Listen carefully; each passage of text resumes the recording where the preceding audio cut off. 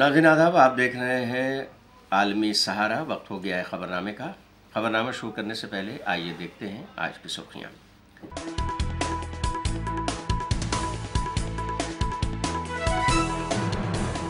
शहीद दिवस रैली में बीजेपी पर बरसी ममता बनर्जी, कहा कभी भी गिर सकती है मरकजी सरकार। अखिलेश यादव भी हुए शामिल। ब्रिजमंडल यात्रा के मद्देनजर नूंह में 24 घंटे के लिए मोबाइल इंटरनेट SMS खदमात मुअत्तल। गुज़श्ता साल खूब पड़ा था तशद्दुद। दुकानों पर नाम की तख्ती की हिदायत को ओवैसी ने बताया नफरत अंगेज, कहा यह मुसलमानों के खिलाफ खुला भेदभाव। केरल में निपाह वायरस से 14 साल लड़के की मौत, बाप और चाचा भी अस्पताल में भर्ती। वबा से निपटने में मरकज करेगा इमदाद। और इजराइल ने यमन के बंदरगाहों वाले इलाकों पर की बमबारी, 80 लोग जख्मी। तेल के जखायर में लगी आग।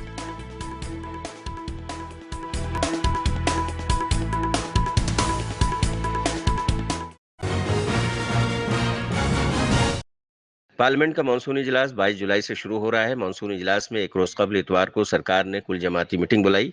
मीटिंग में कुल इलाकाई जमातों ने अपनी अपनी रियासतों के लिए खुसूसी रियासत के दर्जे का मुतालबा किया, जिनमें सरकार में शामिल NDA की पार्टियां भी शामिल हैं।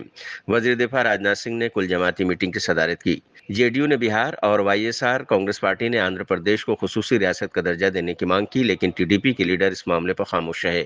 जांच एजेंसियों का जिस तरह से गलत इस्तेमाल हो रहा है, ED को जो ताकत PMLA को लेकर दी गई है उसे वापस लिया जाए, इसकी भी मांग की गई। ऑल पार्टी मीटिंग में कई सारे मुद्दे उठाए गए और खास तौर से जांच एजेंसियों का जो दुरुपयोग हो रहा है विपक्ष के नेताओं पर, जिसकी सबसे ज्यादा भुक्तभोगी पार्टी आम आदमी पार्टी है। हमारे मुख्यमंत्री को जेल में डाल रखा है, शिक्षा मंत्री को जेल में डाल रखा है, स्वास्थ्य मंत्री को जेल में रखा है। ये सारा मुद्दा ऑल पार्टी मीटिंग में हमने सामने रखा कि विपक्ष के नेताओं पर जिस तरह से ED का, CBI का, इनकम टैक्स डिपार्टमेंट का दुरुपयोग हो रहा है, इस पे सरकार ये PMLA का जो एक ED को पूरी तरीके से दानवी ताकत दे दी गई है, इसको वापस लिया जाए और इन नेताओं पे जो कार्रवाई हुई है उसको खत्म किया जाए। दूसरा विषय बजट को लेके मैंने दिल्ली का और पंजाब का इशू भी उठाया। देखिए, बजट अभी आने वाला है, लेकिन पहले ही मैं बजट लीक कर सकता हूं और दिल्ली के मामले में तो मैं लीक कर सकता हूं। 325 करोड़ से ज्यादा हम लोगों को नहीं मिलेगा। पिछले 9 साल से 325 करोड़ मिलता है दिल्ली को। लाखों करोड़ का टैक्स हम लोग देते हैं, लेकिन 325 करोड़ से ज्यादा नहीं मिलता। वो मुद्दा उठाया। इसके साथ साथ जो आज की तारीख में एक बर्निंग इशू है कि आपने एक ऐसा फरमान जारी कर दिया जो हिटलर के शासन में होता था। यहां कोई नाजीशाही थोड़ी चल रही है। हिंदुस्तान में लोकशाही है, लोकतंत्र है। आपने आदेश जारी कर दिया नेम प्लेट लगाना होगा, तो मुसलमानों के खिलाफ जो दुर्भावना है वो भी है। इसके साथ साथ दलितों, पिछड़ों, आदिवासियों, इन सब की भी जो दुकानें हैं वहां से भी उनका भी धंधा बंद करने की कोशिश है। कोई वाल्मीकि ढाबा लिख लेगा, कोई जाटो ढाबा लिख लेगा, उसके यहां से कोई खरीदारी नहीं करेंगे, क्योंकि ये तो भेदभाव को मानने वाले लोग हैं।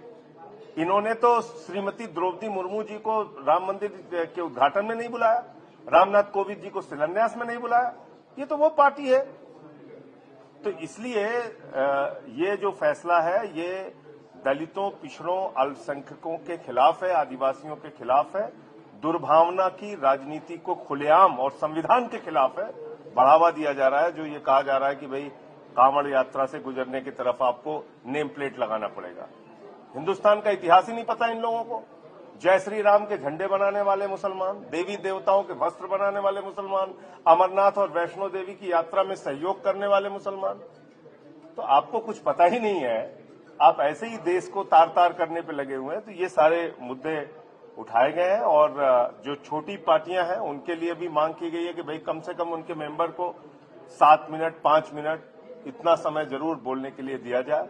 0 आवर जो हम लोग उठाते हैं उस पर कार्रवाई हो। ये सारे विषय हम लोगों ने खास करके विशेष राज्य का दर्जा मिले बिहार को, ये डिमांड हमारी पार्टी की शुरू से रही है और हमारे मुख्यमंत्री इसको लेकर के नीतीश कुमार जी गांधी मैदान से लेकर रामलीला मैदान तक बड़ा बड़ा रैली किए पहले।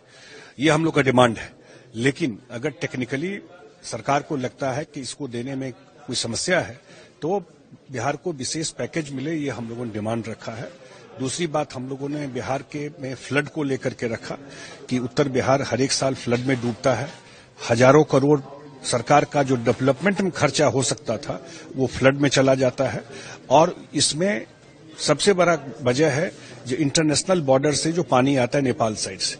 अब उनसे तो भारत सरकार ही बात करके इस प्रॉब्लम को रिजॉल्व करेंगे, और जब तक ये रिजॉल्व नहीं होता है तो बिहार के टेरिटरी में क्या काम हो सकता है वो सरकार को इनिशिएट करना चाहिए। भारत सरकार ने अपना टीम भी भेजा है, उसने रिपोर्ट भी दिया है। इस बार के बजट में हम लोग की अपेक्षा है कि उसको जरूर संज्ञान में भारत सरकार लेगी। तो यही मेनली दो मुद्दा हम लोगों ने रखा है। हमारा बहुत उपयोगी चर्चा हुई। मैं सबसे पहले जितने पॉलिटिकल पार्टीज के पार्लियामेंट में फ्लोर लीडर्स हैं उनको धन्यवाद देना चाहूंगा, जो आज मीटिंग में पार्टिसिपेट करके बहुत अच्छे सुझाव भी दिए हैं। कुल मिलाकर के 44 पार्टीज का, भारतीय जनता पार्टी को मिला करके 44 पॉलिटिकल पार्टीज का पार्टिसिपेशन आज ऑल पार्टी मीटिंग में हुई। टोटल 55 लीडर्स इंक्लूडिंग मिनिस्टर्स, रक्षा मंत्री जी जो हमारा डिप्टी लीडर है लोकसभा में, और आज के मीटिंग को जिन्होंने चेयर किए हैं, हमारे सदन के नेता राज्यसभा में आदरणीय जेपी नड्डा जी, और मैं और अपने दोनों राज्य मंत्री पार्लियामेंट्री अफेयर्स के अर्जुन मेघवाल जी और एल मुरुगन जी, हम लोगों ने टोटल, और चिराग पासवान जी अपने दल के नेता के हिसाब से उन्होंने अटेंड किए हैं। तो 55 कुल मिलाकर के लीडर्स का आज बैठक हुई।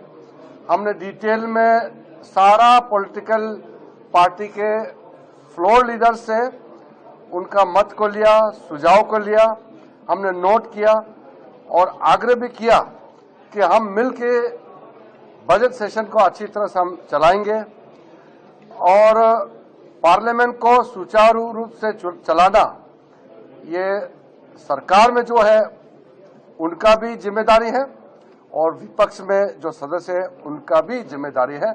हम मिल करके अच्छी तरह से बजट सेशन को चलाएंगे, ऐसा हमारा अपील है। और सबका मेंबर्स का बहुत सारा विषय इन्होंने सजेशन किया है। हम उसका सेंस को समझते हुए राज्यसभा में आदरणीय चेयरमैन और लोकसभा में आदरणीय स्पीकर दोनों से चर्चा करके बिजनेस एडवाइजरी कमेटी के बैठक में हम इसको आगे कैसे ले जाना है आगे चर्चा करेंगे।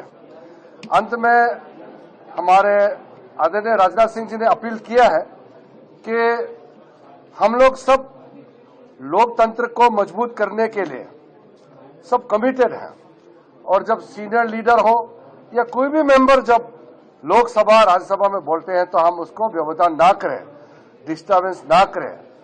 पिछली बार स्पेशल सेशन के दौरान जब प्रधानमंत्री जी ने motion of thanks to the president, आदरणीय राष्ट्रपति का अभिभाषण को धन्यवाद प्रस्ताव देते समय जब माननीय प्रधानमंत्री जी ने रिप्लाई दे रहे थे तो लोकसभा में भी राज्यसभा में भी डिस्टर्ब किया गया था।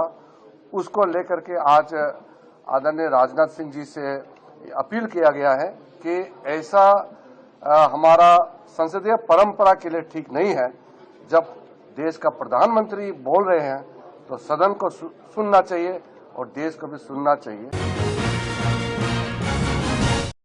बजट पर कांग्रेस के कौमी सदर मल्लिकार्जुन खड़गे ने कहा है कि बीजेपी में तबादले ख्याल और सलाह मशवरे की रवायत नहीं है। उनके दिल में जो आता है वो करते हैं। जब बजट आता है तभी आपको पता चलता है कि किस रियासत को क्या मिला। Let us see, because they will present on 23rd, then we will know that what budget they are going to put, because many a times they promise one thing but they don't do anything. So unless I get the full picture of the budget on 23rd, then only I can comment on the budget. कभी भी ऐसा नहीं होता था budget के लिए, सिर्फ Congress government में ऐसा होता था, लेकिन ये गवर्नमेंट में वो कोई पूछताछ नहीं है।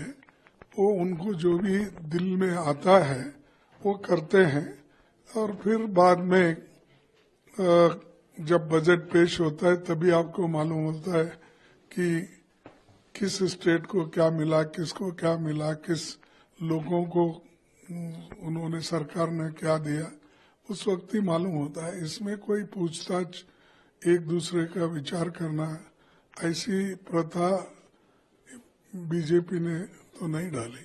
अब देखेंगे, फिर एक बार उठाते हैं हम। देखो, ये चीजें ऐसे होते हैं कि बार बार हम उठाना और लोगों के जो भी ग्रीवेंसेस है उसको सरकार के सामने रखना, और ये हमारा फर्ज होता है और इसलिए हम हमेशा कोशिश करते रहेंगे। अब सरकार अब इस बार क्या करेगी, कैसा करेगी, हम देखेंगे। मगरबी बंगाल की वज़ीर-ए-आला ममता बनर्जी ने इतवार को कहा है कि मरकज की मोदी सरकार कभी भी गिर सकती है। कोलकाता में हुई तृणमूल कांग्रेस की सालाना योम शहीद रैली में ममता बनर्जी ने कहा कि मरकजी सरकार मुस्तहकम नहीं है। ममता बनर्जी ने कहा कि उन्होंने कई लड़ाइयां लड़ी हैं और आगे भी लड़ना है। जब तक वो जिंदा है तब तक लड़ती रहेंगी। टीएमसी के शहीद दिवस रैली में समाजवादी पार्टी के सदर अखिलेश यादव भी शामिल हुए। मैं आपको बता दें कि तृणमूल कांग्रेस 21 जुलाई के दिन हर वर्ष शहीद दिवस के तौर पर मनाती है। शहीद दिवस 1993 में मगरबी बंगाल यूथ कांग्रेस के एहतजाजी मुजाहरे के दौरान कोलकाता में मारे गए 13 लोगों की याद में मनाया जाता है। कोलकाता के धर्मतल्ला में हुई इस रैली में जबरदस्त भीड़ पहुंची थी। ফিরে আসুক বারবার আমাদের শপথের অঙ্গীকার, ফিরে আসুক বারবার এদেশটা আমার, এদেশটা আপনার, এদেশটা সবার। ফিরে আসুক বারবার 21শে জুলাই। অনেক সাধারণ মানুষ হয়তো যারা তৃণমূল কংগ্রেসও করে না তারাও আজকের দিনে আমাদের সাথে আসেন আমাদের মিটিংয়ে। আমি তাদের অন্তর থেকে আমার অনেক প্রণাম, অনেক কৃতজ্ঞতা, অনেক সালাম, অনেক দোয়া জানাই। কি বৃষ্টি গায়ে লাগলো? এত একবার চান করে নেব, ধুয়ে যাবে, কিন্তু নোংরা যদি গায়ে লাগে, মনে লাগে, সেটা কিন্তু ধোয়া যায় না। তাই কেউ যাতে আপনাদের লোভী বানাতে না পারে। আমি ভাত রুটি খেয়ে থাকবো, কিন্তু আমি অন্যায়ের সাথে আপোষ করব না। এখন থেকে মনে রাখবেন, আমাদের এটা শপথ নেবার দিন আজকে। দুর্নীতির সাথে আপোষ নয়। আর যারা ইলেক্টেড হয়ে মানুষকে সেবা দেবেন না তাদের সাথে আমরা কোনো সম্পর্ক রাখবো না। তার কারণ মানুষকে পরিষেবা দেয়া আমাদের সবচেয়ে বড় কাজ। আমি আবার আপনাদের বলি, নন্দীগ্রামে আমার পায়ে চোট করেছিল, গান মনে রাখবেন, গার্ডেন নিচে একজন বোনকে বাঁচাতে গিয়ে বিমানদা আমার সাথে ছিলেন, আমার গাড়ি ভাঙচুর করে সেই কাজ আমার চোখের মধ্যে ঢুকিয়ে দিয়েছিল। অনেক করেছি, অনেক লড়েছি, যতদিন বাঁচবো ততদিন লড়বো। আজও আমি বলতে পারি, আমি যা লড়তে পারি আপনারা অনেকেই পারেন না। মনে রাখতে হবে, শরীরটাকে যত নাড়াবেন, পাটাতে যত হাঁটবেন, আপনার মাথা তত হাঁটবে। হৃদয়টাকে যত দোলাবেন, আপনার হৃদয়ে সংস্কৃতি খেলা করবে। খেলাধুলা যত করবেন, আপনার মানসিক শক্তি বাড়বে, আপনার শারীরিক শক্তি বাড়বে। আর তৃণমূল কংগ্রেস করতে গেলে আমার সব চাই, আমাদের সবটাই চাই। সব মানুষকে নিয়ে, সব জেলাকে নিয়ে, সব ব্লককে নিয়ে, যেখানে যেখানে জিতেছেন ভালো করে মানুষকে গিয়ে ধন্যবাদ জানাবেন। তাদের কি বাকি আছে কাজটা করবেন, যেটা পারবেন না দলকে জানাবেন। আর যেখানে আমরা জিতিনি সেখানে মানুষের ঘরে ঘরে গিয়ে বলবেন আমাদের ক্ষমা করবেন। হয়তো আপনাদের বিশ্বাসযোগ্যতায় আমাদের কোনো খামতি ছিল, আগামী দিন যাতে না হয় আমরা দেখব, আমাদের আশীর্বাদ রাখবেন। কি এটা করবেন তো? মনে রাখবেন, গাড়িতে ঘোরার চেয়েও পায়ে হেঁটে গ্রামে ঘোরা ভালো। তাতে শরীর ভালো থাকে, মন ভালো থাকে। বড় বড় গাড়িতে ঘোরার থেকে স্কুটারে ঘোড়া ভালো, সাইকেলে ঘোড়া ভালো। আমি সাইকেল কেন দিই সবুজ সাথী? কারণ তারা যেন স্কুলে যেতে পারে, কলেজে যেতে পারে, বাজারে যেতে পারে, মনটাকে চিরসবুজ রাখতে পারে, এগিয়ে যেতে পারে। शहीद रैली में तृणमूल कांग्रेस के एमपी अभिषेक बनर्जी ने बीजेपी पर हमलावर होते हुए कहा कि जिन्होंने कहा था कि अब की बार 400 पार, वो 240 पर ही रुक गए। जिन्होंने बंगाल में कहा था कि अब की बार 200 पार, उन्हें अवाम और तृणमूल कांग्रेस के हामियों ने 70 पर ही रोक दिया है। जुड़े जरा বলেছিল अब की बार 400 পার 240 থেমে গেছে। যারা বাংলায় বলেছিল ইসবার 200 পার 70-এ তাদের অশ্বমেধের ঘোড়া বাংলার মানুষ আর তৃণমূল কংগ্রেসের সৈনিকেরা আটকে দিয়েছে। আরে বিজেপির কাছে সব আছে, ইডি আছে, সিবিআই আছে, সংবাদ মাধ্যম আছে, বিচার ব্যবস্থার একাংশ আছে, ইনকাম ট্যাক্স আছে, টাকা আছে, অর্থবল আছে, পেশি শক্তি আছে। তৃণমূলের কাছে জনতা জনার্দন আছে আর লক্ষ লক্ষ তৃণমূল কর্মী আছে। टीएमसी के शहीद दिवस रैली में समाजवादी पार्टी के सदर अखिलेश यादव ने कहा कि फिरकापरस्त ताकतें साजिश कर रही हैं। दिल्ली के इशारे पर जो लोग अलग अलग जगहों पर इख्तिदार में बैठे हैं, वो लगातार साजिश कर रहे हैं। अखिलेश ने कहा कि दिल्ली की सरकार चलने वाली नहीं है, हम एक दिन देखेंगे कि यही सरकार गिर जाएगी। नीति को देखते हैं तो आज की चुनौती बड़ी है। सांप्रदायिक ताकतें अपना षड्यंत्र रच रही हैं। जो सत्ता में लोग हैं दिल्ली में, और दिल्ली के इशारे पर जो लोग बैठे हैं जगह जगह पर, वो लगातार षड्यंत्र कर रहे हैं। लेकिन मैं जानता हूं आपका साहस, आपकी बहादुरी, आपका साथ जो दीदी के साथ है, वो हर षड्यंत्र का मुकाबला करने के लिए तैयार हैं। देश को ऐसी ताकतें हैं जो विभाजनकारी राजनीति के नाम पर बांट करके हमेशा के लिए राज करना चाहती हैं। लेकिन ऐसा करने में वो कुछ समय के लिए कामयाब भी हो जाएं, पर आखिरकार वो हारेंगे, क्योंकि गलत मंसूबे कभी अपनी मंजिल नहीं पाते हैं। जो इंसान और इंसाफ के साथ खड़े होते हैं, जीत आखिर उन्हीं की होती है। जो नकारात्मक लोग अंदर से डरे होते हैं, वही साजिश करते हैं। मुखबरी का काम तो कर सकते हैं, लेकिन सामने की लड़ाई लड़ करके जान देने की हिम्मत उनमें कभी नहीं होती है। खुदगर्जी और मुनाफाखोरी ही इनका कारोबार होता है, जिसको बढ़ाने के लिए सियासत करना चाह के भी लोगों का भला कभी उनका मकसद नहीं होता, न कभी रहेगा ऐसे लोगों का। इसलिए हर हाल में मैं किसी भी स्तर तक वो लोग गिर करके सत्ता में अपने हाथ में रखना चाहते हैं। हालांकि बंगाल ने, आप लोगों ने मिलकर के यहां मुकाबला किया, बीजेपी को हटा दिया, पीछे छोड़ दिया। यूपी भी आपके साथ रह करके पीछे छोड़ दिया। ये जो सत्ता में कुछ दिन के लिए आए हैं, ये कुछ दिन के मेहमान हैं। मैंने लोकसभा में भी कहा और आज भी कहता हूं, जो दिल्ली में सरकार में बैठे लोग हैं, वो सरकार चलने वाली नहीं है, वो सरकार गिरने वाली है। और हम और आप लोग देखेंगे एक दिन कि यही सरकार गिरेगी और हमारे आपके लिए खुशियों के दिन भी आएंगे। हरियाणा सरकार ने ब्रजमंडल यात्रा के पेश नजर नूंह जिले में 22 जुलाई को शाम 6 बजे तक मोबाइल इंटरनेट और एसएमएस खदमात को मुअत्तल कर दिया है। हरियाणा की सरकार ने कहा है कि नूंह जिले में कशीदगी, बदअमनी, एहतिजाज का अंदेशा है। इंटरनेट के नाजायज इस्तेमाल से भड़काऊ बातों और झूठी अफवाहों के फैलने से नुक्स अमन का खतरा है। उत्तर प्रदेश में कांवड़ वाले रास्तों पर खाने पीने की दुकानों पर नाम की तख्ती लगाने की हिदायत पर समाजवादी पार्टी सदर अखिलेश यादव ने कहा है कि बीजेपी वाले नफरत फैलाने वाले लोग हैं, लेकिन ये मंशा में कामयाब नहीं होंगे। उत्तर प्रदेश के अवाम इन्हें सिफर कर देंगे। जहां तक यूपी का सवाल है,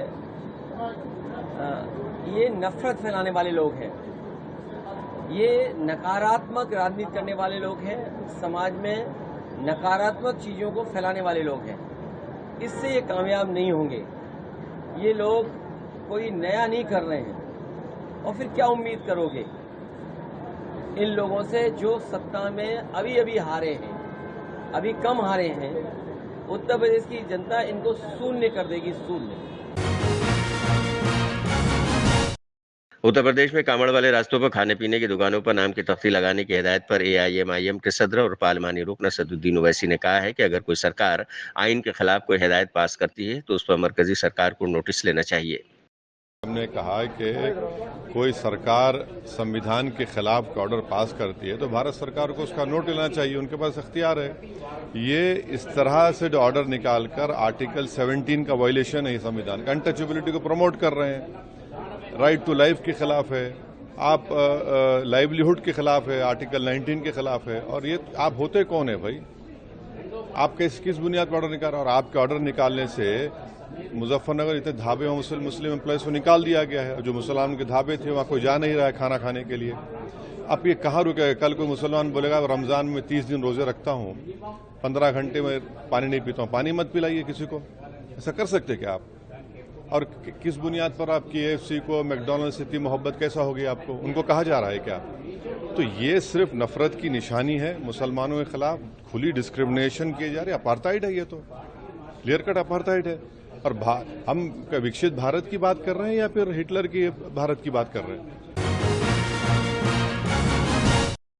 मरकजी वजारत सेहत ने कहा है कि केरल में निपाह वायरस की वबा से निपटने में रियासत की मदद के लिए एक मुश्तरका मरकजी रिस्पांस टीम तैनात की जाएगी। हम आपको बता दें कि केरल के मल्लपुरम जिले में निपाह वायरस के एक मरीज की मौत हो गई है, जिसकी तस्दीक NIV पुणे ने की है।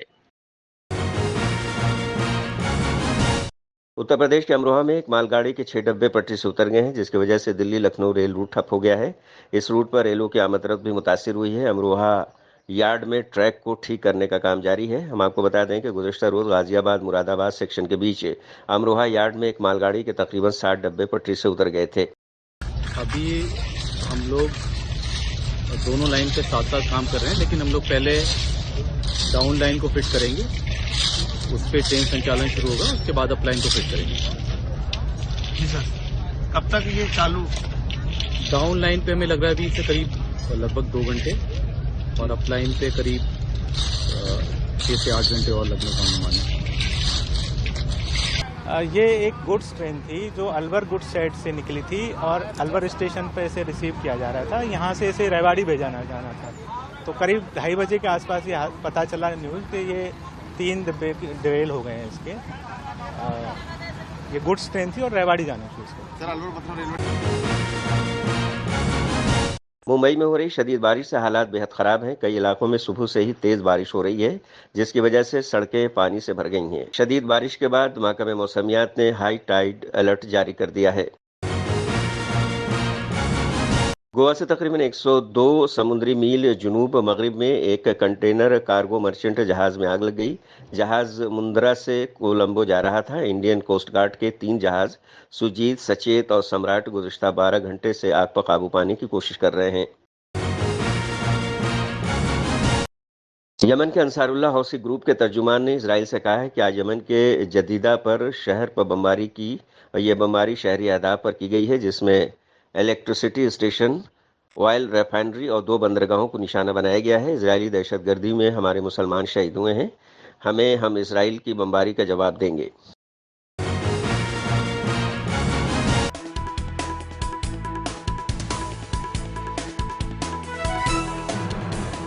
शहीद दिवस रैली में बीजेपी पर बरसी ममता बनर्जी। कहा कभी भी गिर सकती है मरकजी सरकार। अखिलेश यादव भी हुए शामिल। ब्रिजमंडल यात्रा के मद्देनजर नूह में 24 घंटे के लिए मोबाइल इंटरनेट SMS खदमात मुअत्तल। गुज़श्ता साल खूब पड़ा था तशद्दुद। दुकानों पर नाम की तख्ती की हिदायत को ओवैसी ने बताया नफरत अंगेज। कहा यह मुसलमानों के खिलाफ खुला भेदभाव। केरल में निपाह वायरस से 14 साल लड़के की मौत। बाप और चाचा भी अस्पताल में भर्ती। वबा से निपटने में मरकज करेगा इमदाद। और इजराइल ने यमन के बंदरगाहों वाले इलाकों पर की बमबारी। 80 लोग जख्मी। तेल के जखायर में लगी आग।